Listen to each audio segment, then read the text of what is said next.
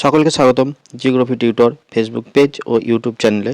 আমি মোহাম্মদ মঞ্জুজুল আলম আবার এসে উপস্থিত হয়েছি পার্ট 2 পর্ব 2 নিয়ে বিভিন্ন বিষয়ের জনক সম্পর্কে আজকের আলোচনা।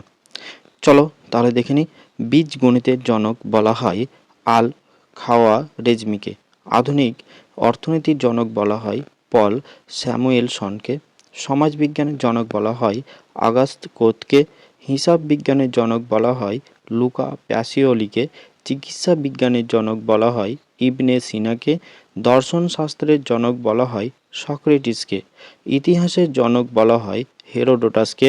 ভূগোলের জনক বলা হয় এরাটোস্থেনিসকে। গণিতের জনক বলা হয় আর্কিমিডিসকে।